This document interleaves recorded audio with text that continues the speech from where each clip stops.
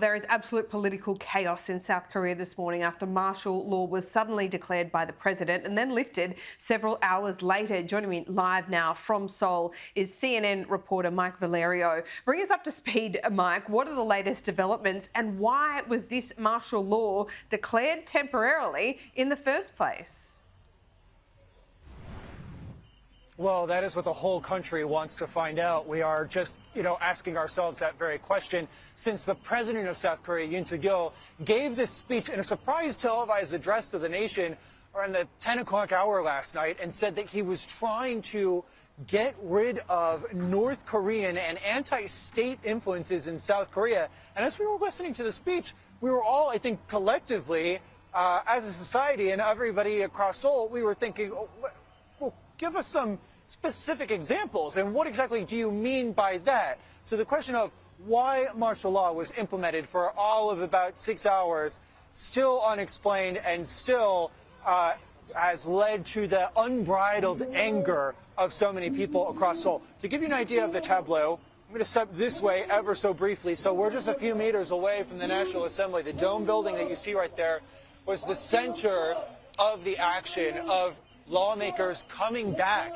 after martial law was declared and voting unanimously to suspend the president's declaration of martial law. So what we see, that line of yellow police, is, I would say, a welcome sight for many protesters, replacing troops, military personnel who were here late last night into the early morning hours, blocking many of the protesters from getting anywhere near the National Assembly building. So what we're waiting to hear in the next couple hours is possibly if the president himself says anything about why martial law was declared. And at this hour, we do have leading figures from the liberal opposition party saying, in so many words, paraphrasing here, hey, President Yoon, you got to step down. And if you don't, we're going to start impeachment proceedings. Yeah, let's keep that paraphrasing going, because I'm sure many South Koreans may think that the president may have just lost his mind temporarily or otherwise, as he is, presiding over this vacuum of no communication at the moment.